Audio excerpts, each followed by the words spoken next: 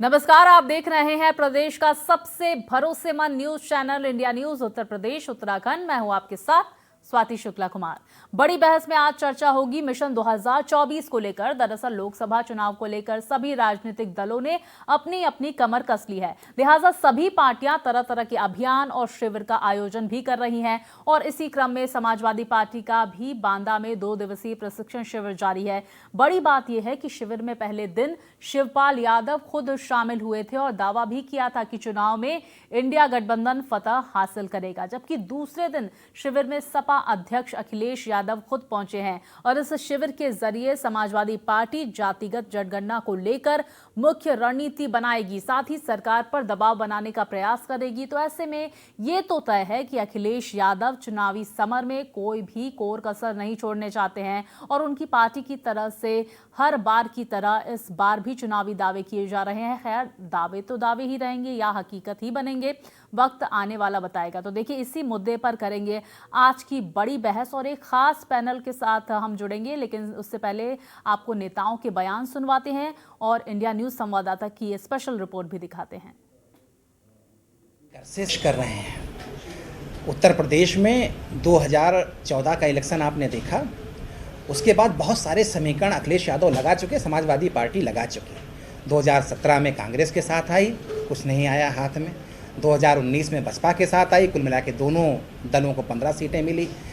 2022 का विधानसभा का इलेक्शन था, छोटे दलों के साथ उन्होंने गठबंधन किया, क्या आया, कैसे सत्ता मिली। उससे पहले किस तरीके का बोर्ड वो लगा रहे थे, होर्डिंग्स लगा रहे थे, आ रहा हूँ मैं। और उत्तर प्रदेश ने क्या कहा कि कहाँ भेज रहे हैं हम। उत्तर प्रदेश के लोगों ने उनको बता दिया कि वो कहाँ उनको भेजना चाहते हैं। समाजवादी पार्टी लगातार प्रशिक्षण शिविर कर रही है। 2022 के चुनाव से पहले भी प्रशिक्षण शिविर हुए थे और अभी लखीमपुर का हुआ, सीतापुर का हुआ, बांदा का है, फतेहपुर का है और इसी तरह आने वाले समय में और भी जनपदों के प्रशिक्षण शिविर चलेंगे। इन प्रशिक्षण शिविरों का सिर्फ एक ही मंतव्य आप निकाल सकते हैं, समाजवादी पार्टी को 3.5 लाख वोट अगर मिल जाता तो समाजवादी पार्टी की आज सत्ता होती और समाजवादियों का परचम उत्तर प्रदेश देश के सबसे बड़े राज्य में लहरा रहा होता। तो जो ये 3.5 लाख वोट मात्र की कमी रह गई, इन वोट्स को फुलफिल कैसे किया जाए, इसको 3.5 लाख से 7 लाख, 7 लाख से 14 लाख कैसे बढ़ाया जाए, ये हम अपने कार्यकर्ताओं को उसमें ट्रेनिंग दे रहे हैं और लगातार ये बताने का काम कर रहे हैं कि कैसे माइन्यूट से माइन्यूट लेवल पे काम करना है। देखिए, समाजवादी पार्टी उत्तर प्रदेश की बड़ी पार्टी है और जिस तरह से अखिलेश यादव जी लगातार भारतीय जनता पार्टी के खिलाफ लड़ाई लड़ रहे हैं, अब उनकी पार्टी में अगर प्रशिक्षण हो रहा है, ये अच्छी बात है। कहीं ना कहीं हर पार्टी में जो भी नीतियां होती हैं उसको जन जन तक पहुंचाने के लिए ऐसे कार्यक्रम सामने आते हैं। तो मुझे लगता है कि समाजवादी पार्टी का अपना मानना है, वो इस पर अपनी व्यक्तित्व दे सकते हैं। 2024 के चुनाव की सरगर्मियां तेज हो चुकी हैं और ज्यादातर राजनीतिक पार्टियां अपने अपने प्रचार प्रसार में लग गई हैं कि किस तरीके से इस चुनाव में फतह पाई जाएगी। बात कर लें सपा सुप्रीमो अखिलेश यादव की, तो वो इस समय 2 दिवसीय अपने कार्यक्रम बांदा का लगा हुआ है और कल शाम को बांदा आकर उन्होंने अपने जो यहाँ के कार्यकर्ता हैं उनसे मिलकर प्रशिक्षण शिविर का यहाँ आयोजन किया है। 16 और 17 2 तारीख में यहाँ पे उनका प्रशिक्षण था, जिसमें आज यहाँ का जो जवाहरलाल नेहरू कॉलेज है वहां पे उन्होंने यहाँ से कार्यकर्ताओं से मिलकर अपने एक कार्यकर्ताओं से मिलकर बारीकी से उनकी बातें जानी और उनसे एक बात की है कि किस तरीके से इस 2024 के चुनाव में विजय पाई जाएगी। वीर धनंजय, इंडिया न्यूज, बांदा। 2024 लोकसभा चुनाव के लिए कमर कस ली गई है और बड़े बड़े नेता चुनावी मैदान में है। प्रशिक्षण शिविर का आयोजन किया जा रहा है समाजवादी पार्टी की तरफ से। और क्या प्रशिक्षण शिविर से वोट जुटा पाएगी समाजवादी पार्टी और तमाम मुद्दों पर क्या कुछ तैयारियां और भी सारी पार्टियों की है, इस पर भी हम चर्चा करेंगे। हमारे साथ तमाम मेहमान मौजूद हैं। हमारे साथ दीपक बघेल साहब बीजेपी प्रवक्ता जुड़ गए हैं, हमारे साथ अशोक तिवारी जी जुड़ गए हैं सपा प्रवक्ता, सुभाष यादव हमारे साथ एसबीएसपी प्रवक्ता जुड़ गए हैं, आसिफ रिजवी हमारे साथ कांग्रेस प्रवक्ता जुड़ गए हैं, रजा रिजवी हमारे साथ वरिष्ठ पत्रकार जुड़ गए हैं। आप सभी मेहमानों का मैं स्वागत करूंगी इंडिया न्यूज उत्तर प्रदेश उत्तराखंड में। और सबसे पहले मैं आऊंगी दीपक जी आपके पास। देखिए, सपा की तरफ से कमर कस ली गई है प्रशिक्षण शिविर के जरिए, जो कह रहे हैं कि भैया पिछली बार जो चुनावों में बहुत ज्यादा अंतर नहीं था और इस प्रशिक्षण शिविर से फायदा होगा और लोकसभा चुनाव में अच्छी जीत मिलेगी। निश्चित ही प्राची जी, देखिए सरकार के गठन के बाद 2022 के बाद ही आप लगातार देख रहे होंगे कि हमारी सरकार प्रधानमंत्री नरेंद्र मोदी जी के नेतृत्व में और उत्तर प्रदेश में श्री योगी आदित्यनाथ जी के नेतृत्व में आज जो जन सरोकार, जन सेवा, जन कल्याण के जो मुद्दे हैं उनको लेकर प्रमुखता से और प्रखरता के साथ में जा रही है। जहां पर आप देख रहे होंगे उज्ज्वला योजना, हर घर नल योजना या आवास योजना हो, ऐसी सभी योजनाओं से जो गरीब वर्ग है, जो जिसको कल्याण के लिए भारतीय जनता पार्टी लगातार काम कर रही है, उन सबको इन योजनाओं से आच्छादित करने का काम कर रहे हैं। वहीं अगर रणनीतिक तौर पर देखें तो चुनाव के तुरंत बाद ही जो सरकार के मंत्री हैं वो जनता के द्वार पर जाके खड़े हो गए। वहीं पर आप देखेंगे कि प्रशिक्षण वर्ग, बूथ सशक्तिकरण अभियान, प्रबुद्ध वर्ग सम्मेलन, महाजन संपर्क अभियानों के माध्यम से हम लगातार से जन सरोकार के मुद्दों को उठाते रहे। दीपक जनता को जी, सरकार की जो योजना- ये मैं जी। कह रही हूँ सपा के प्रशिक्षण शिविर में के लिए क्या कहेंगे सर? देखिए, पहले दिन शिवपाल यादव पहुंचे, दूसरे दिन पहुंचे अखिलेश यादव, तैयारी कर ली गई है सपा की तरफ से, और जो फासला था पिछले चुनावों में बहुत ज्यादा फासला नहीं था, सपा का ये कहना है, और इस फासले को अब मिटाएंगे और अच्छे जीत जो है वो दर्ज कराएंगे, ये बयान सामने आया सपा नेता का। देखिए प्राची जी, समाजवादी पार्टी सर, के मैं जो नाम राष्ट्रीय अपना अध्यक्ष हैं, करेक्शन वो- करना चाहूंगी, मेरा नाम स्वाति है सर। जी, स्वाति जी, जो समाजवादी पार्टी के राष्ट्रीय अध्यक्ष जी हैं वो तो ये भी बोलते थे विधानसभा चुनावों के अंदर की 400 की 400 सीटें जीत कर जाएंगे। तो क्या वो 400 की 400 सीटें जीते? ऐसा नहीं है। देखिए, आज जनता का जो जन समर्थन है वो भारतीय जनता पार्टी के पास में, जनता का जो प्यार और विश्वास है वो भारतीय जनता पार्टी के पास में है। और समाजवादी पार्टी की बात करें तो आज उन्हें प्रशिक्षण वर्ग की याद आई है जब चुनाव सर पर खड़ा है। तो ऐसे में उनके लिए तो जब जागो जब सवेरा वाली स्थिति है। ये चुनावी कुकुरमुत्ते हैं जो चुनावी समय पर निकल कर आते हैं और जनता को विभिन्न मुद्दों से बदलाने का काम करते हैं, परंतु जीत भारतीय जनता पार्टी की होगी। आप उत्तर प्रदेश के अंदर देखिएगा कि 80 की 80 लोकसभा सीटों पर भारतीय जनता पार्टी का परचम लहराएगा। चलिए, मैं जाऊंगी आसिफ रिजवी का मैं रुख करूंगी। अशोक जी, मैं आपके पास आऊंगी, आसिफ जी का मैं रुख करूंगी। और आसिफ जी, देखिए, यहाँ पर सवाल मैं आपसे ये करूंगी सर कि देखिए, गठबंधन तो हो गया है, लेकिन दिल्ली में जिस तरह से बात सामने आई, अलका लांबा का बयान सामने आया कि 7 लोकसभा सीटों पर कांग्रेस अपने उम्मीदवार उतारेगी, जिसकी वजह से आपसे खफा नजर आ रही है। क्या इसी तरह की स्थिति कहीं आगामी लोकसभा चुनाव में आपकी और सपा की तो नहीं होगी? क्या आप सपा के साथ हैं? क्या गठबंधन साथ लड़ेगा उत्तर प्रदेश में लोकसभा चुनाव? देखिए, गठबंधन का नाम है इंडिया, और इंडिया हमेशा साथ रहा है और साथ रहेगा। ये भारतीय जनता पार्टी हर बार की तरह नाकामयाब कोशिश करती है मीडिया के माध्यम से कि भ्रम को फैलाएं। कोई भ्रम नहीं है, चीज़ें बिल्कुल स्पष्ट हैं। जैसे पहले यूपीए ने सरकार चलाई थी, गठबंधन की 10 साल सरकार चलाई थी, वैसे ही गठबंधन में हम चुनाव लड़ेंगे और इस देश को भ्रष्टाचार सरकार से मुक्त करेंगे। क्योंकि देश के प्रधानमंत्री ये बोलते हैं साहब कि गठबंधन में हमने एम्स बना दिया। अब वो एम्स को पूरी देश ढूंढ रहा है कि भैया वो गठबंधन वो कहाँ है वो एम्स। तो ये सरकार केवल झूठ पे, भ्रष्टाचार पे, गुंडई पे और मानववादी थिंकिंग पे चल रही है। इसके विरोध में देश का प्रत्येक नागरिक निकल के सरकार को उखाड़ फेंकने के लिए कार्य करेगा और हम लोग करेंगे, क्योंकि एम्स तो कहीं बना नहीं है। अब गठबंधन अब बता दिया भैया कि बिहार गठबंधन में एम्स बन गया, लोग माने ले रहे हैं। इसी तरह से उत्तर प्रदेश में बता रहे हैं हर जिले के अंदर हमने जो है मेडिकल कॉलेज बना दिया। अब हम लोग ढूंढ रहे हैं साहब कहाँ पर हैं, और बता रहे हैं लॉ एंड ऑर्डर को मेंटेन कर दिया है। कचहरी में उत्तर प्रदेश में मर्डर हो रहा है, लखनऊ की कचहरी में मर्डर हुआ। मुख्यमंत्री निवास से करीबन 4 किलोमीटर दूर जो AK-47 से गोलियां चली, अजीत सिंह का हत्याकांड हुआ। जेल के अंदर इस सरकार में मर्डर हुआ, पुलिस कस्टडी में सरकार में मर्डर हो रहे हैं। तो ये सरकार तो भ्रष्टाचार और उत्तर प्रदेश में जो जंगल राज चल रहा है, इस जंगल राज को तो उत्तर प्रदेश से हटा के रहेगी प्रदेश की जनता। और उत्तर प्रदेश में भारतीय जनता पार्टी 80 की 80 जनगणना की बात कर रही है, क्या आप भी जातिगत जनगणना के साथ है? मैं आपसे ये भी जानना चाहूंगी सर। हाँ, बिल्कुल जातिगत जनगणना होने में बुराई क्या है, क्यों नहीं होगी? अगर देश का कोई, हमारी पार्टी पहले ही अपना स्टैंड क्लियर कर चुकी है और राष्ट्रीय अध्यक्ष आदरणीय मल्लिकार्जुन खड़गे जी का बयान आ चुका है कि हम जाति जनगणना के साथ हैं। इसमें बुराई क्या है? क्यों डर रहे हैं, क्यों भाग रहे हैं? जब आपने सर्वोच्च न्यायालय की जो गाइडलाइन थी कि साहब हम 50% रिजर्वेशन से आगे नहीं बढ़ेंगे, आप उससे आगे बढ़ चुके हैं, आपने 60% रिजर्वेशन कर दिया है। तो आज क्या बुराई है इसके अंदर? मुझे लगता है इसमें कोई बुराई नहीं है और हमारी पार्टी का स्टैंड क्लियर है। लेकिन भारतीय जनता पार्टी जो लगातार झूठ बोल रही है उस पर अपना स्टैंड क्लियर करे ना। बैठे में भारतीय जनता पार्टी के प्रवक्ता बताएं, प्रधानमंत्री जी ने अभी संबोधित करते हुए कहा है कि गठबंधन में हमने जो एम्स बना दिया है, कहाँ है वो एम्स?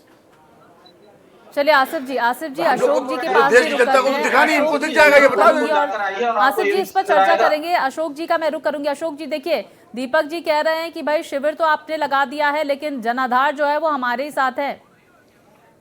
जी जी जी जी। स्वाति जी हमारी देखिए बात का भी जवाब ले लिया भारतीय जनता पार्टी से। स्वाति आसिफ जी, जी मैं जरूर लूंगी, लेकिन देखिए इस स्वाति जी, मुद्दे की बात करते देखिए हैं अभी। बीच में मैं यार बोल रहे आपके हैं, सवाल का भी जवाब लूंगी। अशोक जी आप बोलिए। हम बोलना शुरू करें या बीच में बोलेंगे? अशोक जी आप बोलिए। जी आसिफ जी बोल रहे थे, आप बोलिए अशोक जी। अच्छा अच्छा अच्छा, ठीक है, हम सुन नहीं पाए थे। खैर, मैं बताना चाहता हूँ स्पष्ट रूप से, आपके इस लोकप्रिय चैनल पर बताना चाहता हूँ कि जिस तरह से हमारे प्रधानमंत्री जी का हाव भाव, उनकी हताशा, उनकी निराशा और उन पर दबाव लाल किले पर दिखाई पड़ा, ऐसा कभी नहीं दिखाई पड़ा था जिस तरह से लाल किले पर इस बार दिखाई पड़ा। आज वो पूरी तरह समझ चुके हैं कि देश में उल्टी हवा चल रही है। भारतीय जनता पार्टी को फूटी आंखों अब जनता जो है उनके झूठ की वजह से अब देखना पसंद नहीं कर रही है। ये उनके चेहरे से स्पष्ट झलक रहा था लाल किले पर। वो स्पष्ट कह रहे थे, ये दिखाई दे रहा था कि जो है आज उसमें एक नया शब्द जोड़ा उन्होंने, जनता को भावनाओं में लेने के लिए परिवारजन जोड़ा। मतलब वो देशवासियों कहते थे, इस बार परिवारजन कहा। पूरी तरह से जनता को बरगलाने का, उसको संवेदनाओं में, इमोशन में बांधने का, देखिए काम के लिए प्रधानमंत्री बने, इमोशन दिखाने के लिए नहीं। सच्चाई ये है कि झूठ पकड़ा गया। दरभंगा में एम्स पकड़ गया, तो दरभंगा में लोग ढूंढ रहे हैं कि कहां पर एम्स है। आज हालात ये है कि इस तरह से झूठ बोलने वाला प्रधानमंत्री देश ने देखा नहीं होगा कभी। हालात ये भी है कि योगी जी को मैं आज देता हूं, प्रधानमंत्री जी के बाद योगी जी का नंबर लेता हूं। जिस तरह से विधानसभा में मानसून सत्र में हमारे नेता राष्ट्रीय अध्यक्ष माननीय अखिलेश यादव जी ने जनहित के मुद्दों को उठाया, और उन जनहित के मुद्दों में समस्या महंगाई की थी, बहुत बड़ी समस्या। टमाटर की बात आई, टमाटर पर उन्होंने हाथ से किया। टमाटर को कहा कि किसानों को फायदा है। किसानों को क्या फायदा है? बिचौलिए फायदा ले जाते हैं, पूरा देश जानता है, पूरी जनता जानती है। साड़ की समस्या उठाई हमारे माननीय अखिलेश जी ने, और साड़ वास्तव में जो है कभी वृद्ध को, कभी बालक को, कभी किसी को भी, राहगीर को कभी खाई में ढकेल देता है, कभी चक्कर मार करके घायल कर देता है, कभी उनकी मृत्यु हो जाती है, कभी कार पर चढ़ जाता है, कभी बाइक सवार को ढकेल देता है। कितने लोग मर चुके हैं, कितने लोग घायल हो चुके हैं, जनजीवन अस्त व्यस्त है। इस पर कहते हैं हम उनको मुआवजा मतलब देने के लिए हमने डाल दी पशु के उसमें श्रेणी में, मतलब हंसी में उड़ाते हैं। किसान को फायदा है क्या? किसान को फायदा है? साड़ कहीं हल में जोता जाता है क्या? जो अन्य कार्य है उसके लिए साड़ इतनी मात्रा में सड़क पर घूमने जरूरी है क्या? उनका एक स्थान होना चाहिए। साड़ सफारी की बात कही हमारे माननीय अखिलेश जी ने, उसको हंसी में उड़ा दिया। इस जनहित के मुद्दों में अगर मोदी जी को ले लीजिए, मणिपुर के मुद्दे पर 4 लाइन बोले कल लाल किले से। लोकसभा में जब बात कहने को आई तो उन्होंने 1.25 घंटे नहीं बोले, लोग बहिर्गमन कर गए। हालात ये है, और हंसी में उड़ाया, चौका लगाने की बात कही, ठहाके लगाए, मजाक किया। आज देश इन परिस्थितियों से गुजर रहा है कि मणिपुर 2 भागों में बंटा जा रहा है, और उनको मजाक सूझता है प्रधानमंत्री जी को। जनता ये सब देख रही है स्वाति, जनता कान से बहरी और आंख से अंधी नहीं है। और हालात यह है कि नमूना उन्होंने हिमाचल और कर्नाटक में देख लिया है। जिस तरह से जनता उनसे हट रही है, उसको समझते हुए मोदी जी गिड़गिड़ा रहे थे। आज लाल किले पे गिड़गिड़ा रहे थे वोट के लिए। वो भाषण, लाल किले वाला भाषण उस तरह का नहीं था। अशोक जी चलिए, सुभाष जी का भी रुख कर लेते हैं। आपका पक्ष हमने सुना, सुभाष जी का भी रुख कर लेते हैं। सच्चाई ये है कि आज अखिलेश जी और समाजवादी पार्टी निकल चुकी सड़कों पर, और जनता जवाब देगी। 24 में विदाई कर देगी माननीय अखिलेश जी के नेतृत्व में, उत्तर प्रदेश से कर देगी और देश से कर देगी, इंडिया के नेतृत्व में। सुभाष जी आपकी प्रतिक्रिया अशोक जी के बयान पर, आपकी प्रतिक्रिया है। अशोक जी एक एक करके सबको सुनने होते हैं। सुभाष जी। जी जी स्वाति जी बोलिए। सुभाष जी मैं आपकी प्रतिक्रिया लेना चाहूंगी। देखिए अशोक जी कह रहे हैं कि 2024 में जनता जवाब देगी, और लगातार जो है समाजवादी पार्टी ग्राउंड पर उतर के अब प्रशिक्षण शिविर लगा रही है। इसको लेकर क्या कहेंगे सर आप? जी बिल्कुल स्वाति जी, बिल्कुल सही बात बोला इन्होंने। समाजवादी पार्टी के मेरे बड़े भाई हैं कि इनको उत्तर प्रदेश की जनता नहीं वरन पूरे भारतवर्ष की जनता जवाब देगी। जनता ने इनको 2017 के अंदर भी जवाब दिया, जनता ने इनको 2022 में जवाब दिया, जनता ने इनको 2019 में भी जवाब दिया। तो जनता जाहिर सी बात है इनको 2024 के अंदर भी माकूल जवाब देगी, और इस जवाब से सारे लोग भली भांति परिचित है। 2024 के अंदर एनडीए की सरकार फिर से प्रचंड बहुमत से बनने जा रही है, और इस देश के यशस्वी प्रधानमंत्री आदरणीय नरेंद्र मोदी जी तीसरी बार देश के प्रधानमंत्री बनने जा रहे हैं। जातिगत जनगणना की बातें, बहुत अच्छी बातें कर रहे थे मेरे कांग्रेस के बड़े भाई, बहुत अच्छी बात की जातिगत जनगणना की। मेरा इनका सीधा सीधा सवाल है, 2011 के अंदर जातिगत जनगणना हुई तो स्वाति जी, आज तक कांग्रेस ने जातिगत जनगणना वाले आंकड़े सार्वजनिक नहीं किए, जब तक कि 2014 तक इनकी सरकार थी, और आज ये जातिगत जनगणना की बात कर रहे हैं। मेरे काबिल दोस्त समाजवादी पार्टी के भी जातिगत जनगणना की बहुत बड़ी बड़ी बातें कर देते, बड़ी बड़ी डींगे मार देते हैं, लेकिन सामाजिक न्याय समिति की कमेटी गठित हुई थी 2001 के अंदर। 8 अक्टूबर 2001 को सामाजिक न्याय समिति कमेटी की जो रिपोर्ट होती है वो सबमिट कर दी जाती है। उसके बाद में आ जाती है समाजवादी पार्टी की 4 बार सरकार, उसके बाद में आ जाती है बहुजन समाज पार्टी की 4 बार सरकार। दलितों के रहनुमा, पिछड़ों के रहनुमा, इनको सामाजिक न्याय समिति की रिपोर्ट लागू करने की बिल्कुल याद नहीं आई। इनको तब जातिगत जनगणना की बिल्कुल याद नहीं आई। इनको जब दलगत राजनीति से उठकर इन सब चीजों के बारे में सोचना चाहिए, लेकिन इनके बारे में सोचते नहीं है। जैसे चुनाव नजदीक आएगा, इनको पिछड़े याद आ जाएंगे, इनको दलित याद आ जाएंगे, इनको अल्पसंख्यक याद आएंगे। सत्ता में रहते हुए इन सब चीजों के बारे में समाजवादी पार्टी होगी, कांग्रेस पार्टी होगी, सोचते क्यों नहीं है? सत्ता में रहते हुए आपके पास पावर थी, तब आपने जातिगत जनगणना के बारे में क्यों नहीं कदम उठाने का प्रयास किया? सत्ता में रहते हुए आपकी 4 बार सरकार थी समाजवादी पार्टी की, श्रद्धेय आदरणीय मुलायम सिंह यादव केंद्र के अंदर समर्थन देके रक्षा मंत्री बने थे, तब भी आप लोग जातिगत जनगणना की पहल कर सकते थे, तब आपने जातिगत जनगणना की पहल नहीं की। चलो जातिगत जनगणना केंद्र का मामला छोड़ दिया हमने उसको। भारतीय जनता पार्टी पिछड़ों की विरोधी है, उसको भी हमने छोड़ दिया। आप पिछड़ों के हितैषी बनने का तो प्रयास करते हैं। आपने सामाजिक न्याय समिति की रिपोर्ट को अगर पहल कर दी होती लागू करने के लिए, तो उत्तर प्रदेश के अंदर सामाजिक रूप से हाशिए पर पड़ी हुई वो जातियां जिनको उनका राजनीतिक अधिकार नहीं मिला, उनको उनकी हिस्सेदारी नहीं मिली, शायद मिल जाती, लेकिन नहीं किया इन्होंने। आज जातिगत जनगणना की बात आ रही। मेरे काबिल दोस्त बोल रहे हैं कि मानसून सत्र के अंदर अखिलेश यादव जी ने जनता के मुद्दों को उठाने का प्रयास किया। क्या जनता के मुद्दों को उठाने का प्रयास किया? इन्होंने मणिपुर हिंसा के अंदर बवाल करते हुए विधानसभा की कार्रवाई को बाधित करने का प्रयास किया, हंगामेदार बहस करने का प्रयास किया, जबकि हमारे देश के लोगों का, प्रदेश के लोगों का लाखों करोड़ रुपए का टैक्स से वो संसद की कार्रवाई, विधानसभा की कार्रवाई चलती है। इन्होंने देखिए मणिपुर हिंसा का मुद्दा तो उठाना जरूरी भी था सर, जाहिर तौर की बात है, और भी तमाम मुद्दे उठाए गए। देखिए सुभाष जी, मैं आपके पास आऊंगी। देखिए मैं रजा जी के पास भी जाऊंगी। जी जी, मणिपुर की हिंसा की हर कोई व्यक्ति निंदा करता है, स्वाति जी आप भी निंदा करेंगे, लेकिन मैं समझता हूँ कि विपक्षी लोग जितने भी हैं, चाहे समाजवादी पार्टी के हो, चाहे कांग्रेस के लोग, ये दोहरा रवैया क्यों अपनाते हैं? भैया आपने बंगाल के अंदर ममता बनर्जी, प्रत्येक भारतीय को शर्म आ रही है मणिपुर की घटना के ऊपर। अगर हमारी बहन, हमारे परिवार में किसी महिला के साथ हो जाए तो आप राजस्थान में क्यों नहीं बोलते? आप छत्तीसगढ़ में क्यों नहीं बोलते? पहले भारतीय जनता पार्टी को उसके राज्य में इस तरह की घटना हो उसके लिए क्षमा मांगनी चाहिए, और वहाँ के मुख्यमंत्री को बर्खास्त करना चाहिए, वहाँ के डीएम एसएसपी को जेल में भेजना चाहिए। इतनी बड़ी घटना हो गई है, वहाँ का डीएम एसएसपी अपने पद में बना हुआ है, और आप लोग बैठ के चैनल के ऊपर मणिपुरी घटना के ऊपर राजनीति करते हैं। शर्म नहीं आती है आपके मुख्यमंत्री को? देश के प्रधानमंत्री को शर्म करना चाहिए। वहाँ पर आगामी लोकसभा चुनाव को लेकर आप लोग की इंसानियत मर गई है। जी सर, देखिए सर चर्चा कीजिए, मैं आपके पास आऊंगी। आसिफ जी, सुभाष जी आपके पास आऊंगी। रजा साहब को सुन लेते हैं, वरिष्ठ पत्रकार हैं, उनका भी जरा एनालिसिस सुन लेते हैं। सर स्वाति शुक्ला जी, आप भी एक महिला हैं।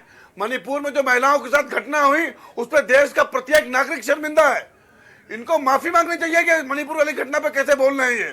आपको माफी मांगनी चाहिए, आपको माफी मांगनी चाहिए। अब दोहरा नहीं अपनाते मणिपुर। देखिए मणिपुर ऐसा मुद्दा है जो हर देशवासी जो है वो इससे आहत आया हुआ है। इस मुद्दे पर हम चर्चा करेंगे सर, इस मुद्दे पर हम चर्चा करेंगे, और लगातार हम चर्चा करते भी आए। लेकिन देखिए उत्तर प्रदेश की बात हो रही है, तो उत्तर प्रदेश के मुद्दे होंगे सर। मैं सर देखिए आसिफ जी, सुभाष जी, प्लीज सर आप लोग देखिए चर्चा कीजिए। सर देखिए आप इस तरह से लड़िए मत सर, प्लीज शांति से अपना पक्ष रखिए सर, चर्चा कीजिए। आप सोचिए कि देश सर हम का मणिपुर पर चर्चा करेंगे। मैं रजा रिजवी साहब से मैंने सवाल किया है, मैं उनका जवाब ले लेती हूँ, फिर मैं आपके पास आऊंगी सर। एक एक करके बोलने दीजिए। देखिए सर एक एक करके बोलने दीजिए। आसिफ जी, सुभाष जी, देखिए हम आपके पास आएंगे, आपका पक्ष रखेंगे, लेकिन रजा साहब को भी बोलने दीजिए। सर जी बताइए। स्वाति जी। सर देखिए, जिस तरह के सियासत जिस ओर मुड़ रही है, और देखिए प्रशिक्षण शिविर का आयोजन किया जा रहा है समाजवादी पार्टी की तरफ से, वहीं भारतीय जनता पार्टी की तरफ से फीडबैक लिया जा रहा है और लगातार ग्राउंड पर तमाम काम किए जा रहे हैं तमाम पार्टियों की तरफ से। कितना फायदा आगामी लोकसभा चुनाव को देखते हुए और जातिगत जनगणना जो है उससे कितना लाभ, कितनी हानि होगी लोकसभा चुनाव के दौरान? देखिए स्वाति जी, ऐसा है कि 2024 में लोकसभा का चुनाव आने वाला है। जितनी भी राजनीतिक पार्टियां हैं वो चाहती हैं कि हम सत्ता से जुड़ के हम सत्ता के केंद्र में रहें। उनका ये प्रयास होता है। भारतीय जनता पार्टी सत्ता में इस समय है, वो चाहेगी मैं सत्ता छोड़ूं नहीं, मैं सत्ता में बने रहें। उसके लिए वो अपनी पूरी प्रयासों करेंगे, चाहे जो भी करना पड़े, चाहे गठबंधन के साथ जाना पड़े, चाहे अपने वोट को बढ़ाना पड़े, चाहे जो है वो प्रशिक्षण शिविर करना पड़े, कहीं ना कहीं वो अपना भी काम करेंगे। और भारतीय जनता पार्टी तो बहुत पहले से जो है अपने कैंडिडेट और प्रशिक्षण और शिविर सब कर चुकी है और करती रहती है। लेकिन समाजवादी पार्टी ने जो बांदा में प्रशिक्षण शिविर किया है और उसमें वहां लोग जा रहे हैं, समाजवादी पार्टी ने भी एक जरा से चेंज किया है अपने विचारधारा में। क्योंकि 2022 के चुनाव में आपने देखा होगा कि अखिलेश यादव, क्योंकि उनकी पार्टी ये मानी जाती थी MY की पार्टी है, यानी मुसलमान और यादव की पार्टी, ज्यादा मशहूर हो गया था। और भारतीय जनता पार्टी कहती भी थी कि भाई मुसलमानों की पार्टी जो है, यादव की पार्टी जो है वो समाजवादी पार्टी है, ये चर्चा में आ गया था। तो आप देखिए 2022 के चुनाव में अखिलेश ने मुस्लिम बिरादरी के लोगों को टिकट तो दिया, लेकिन मंच पे बहुत नहीं बैठाला, उनका बहुत अच्छे तरीके से नाम नहीं लिया। उन्होंने ये बताने की कोशिश की कि जो हमारा टैग ये लगा हुआ है, इस टैग को हम धीमे धीमे कैसे खत्म करें। और उसका उन्होंने अभी ये 2-3 महीने से 4 महीने से आप कह सकती हैं कि नया नारा उन्होंने शुरू कर दिया, PDA, यानी पिछड़ी जाति, दलित भाई और अल्पसंख्यक। वैसे बाद में इन्होंने कहा कि साहब PDA है, लेकिन हमें और भी ब्राह्मण जाति की और जातियों का भी हमें वोट चाहिए। हम ऐसा नहीं कि उनके वोट नहीं चाह रहे हैं, क्योंकि जितनी राजनीतिक पार्टियां हैं वो वोट तो सबका चाहती है, ऐसा नहीं है। चाहे भारतीय जनता पार्टी वो भी चाहती है मुसलमानों को वोट, ये कहने की बात है। BSP है, वो भी चाहती है कि हम सब हर समुदाय का वोट मिले, चाहे ब्राह्मण है वो भी हमारे साथ आ जाए, और समाजवादी भी चाहती है। लेकिन उन्होंने PDA का नारा दिया। और आप देखिए कि 2022 में जब MLA जीत के आए थे, तो मैं तो विधानसभा में कवरेज करता हूँ, मैंने देखा कि जब MLA का शपथ ग्रहण हो रहा था जी, कई MLA शपथ लेने के बाद जय भीम के नारे लगाते थे। तो हमने ये माइन्यूटली ऑब्जर्वेशन किया कि इन्होंने 2022 में चंद्रशेखर को ना अपने साथ दे करके, शायद इनको ये लगा कि दलित समुदाय का वोट हमें अच्छे तरीके से नहीं मिला है, तो इन्होंने दलित समुदाय को भी अपनी तरफ जोड़ने की कोशिश की। और पार्टियां वही तेज बढ़ती हैं आगे से, जिनके प्रशिक्षण शिविर होते रहते हैं। जो विपक्ष के लोग हैं वो जो है धरना प्रदर्शन करते रहते हैं। समय समय पे अगर मान लीजिए महंगाई बढ़ी है, बिजली का बिल बढ़ा है, तो जो आम जनता से जुड़ी हुई चीजें हैं, जब उसको सड़क पर उतर करके उसको दिखाते हैं, तो आम जनता ये महसूस करती है कि ये पार्टियां हमारे दुख दर्द को समझ रही हैं और हमारे दुख दर्द को आम जनता में उठा करके सरकार को चेता रही है। तो ऐसा मैं देखता हूँ कि बहुत कम, जब मरहूम मुलायम सिंह यादव थे तो वो अकेले निकल जाते थे हजरतगंज के अंदर, चौराहे के ऊपर खड़े हो गए और बैठ गए, धरना दिया, फिर बस गिरफ्तार कर रही है, फिर एक हल्ला मचता था पूरे देश के अंदर कि फलाना वो जो है मैसेज लेकर के मुलायम सिंह यादव जी जो है वो सड़क पर उतर आए। तो ऐसा मैं देख रहा हूँ कि बहुत सी पार्टियां बहुत अच्छे तरीके से आम जनता की चीजें लेकर के सड़क पे उस तरीके से नहीं उतर रही हैं, जिस तरीके से 10 साल और 5 साल पहले आम जनता उतरती थी। और फिर आम जनता जो है वो बनाती थी मूड कि नहीं भाई ये हमारे लिए बहुत अच्छे तरीके से जो है हमारी बात को उठा रहा है। और मैंने देखा कि हमारे जो साथ के लोग बैठे थे वो अपने पार्टी का प्रचार कर रहे थे कि साहब ये है वो है। आपने प्रशिक्षण शिविर पर, समाजवादी पार्टी पर, इस पर जो रखा है, घूम फिर के जितने भी लोग हैं उनको इस पर चिंतन करना चाहिए और इस पर ही अपनी विचार देना चाहिए। क्योंकि यहाँ किसी के वोट की बात नहीं है कि साहब उन्होंने बड़ा गलत काम किया और इन्होंने अच्छा काम नहीं किया, और वो देखिए जो है मणिपुर में जल गया और यहाँ ये हो गया। जो आज विषय है उस विषय के इर्द गिर्द रहिए। और देखिए भारतीय जनता पार्टी भी अपनी जो है वो इससे पहले उसने ये किया कि साहब जो हमारी सीट हारी हुई सीट है, उन हारी सीटों पर हम ध्यान दें। कांग्रेस ने भी यही करना शुरू किया कि साहब जो 19 सीटें कांग्रेस जो अधिक फोकस करेगी उसके ऊपर, जैसे अमेठी से राहुल गांधी और रायबरेली से सोनिया ही, फतेहपुर सीकरी से राज बब्बर, ये सब दूसरे स्थान पर थे। कानपुर से श्री प्रकाश जायसवाल, जी। धरौरा, अकबरपुर, बाराबंकी, सुरक्षित, गाजियाबाद, हमीरपुर, कुशीनगर, लखनऊ महानगर, संत कबीर नगर, उन्नाव, बिल्कुल सर, बाराबंकी। देखिए सर, बेहद महत्वपूर्ण बात कही आपने। मेरे पास वक्त की कमी है सर, मैं माफी के साथ आपको रोकना चाहूंगी, लेकिन देखिए सर ने बेहद महत्वपूर्ण बात कही रजा जी ने कि देखिए जनता के बीच उतरने की जरूरत है, जनता को अपना प्रतिनिधि चुनने के लिए, और यही लोकसभा चुनाव में बेहद महत्वपूर्ण रोल प्ले करेगा। आप सभी मेहमान हमारे साथ जुड़े, आप पांचों मेहमानों का बहुत बहुत शुक्रिया करूंगी मैं। आप इंडिया न्यूज उत्तर प्रदेश उत्तराखंड में खबरों का सिलसिला जारी है, आप देखते रहिए।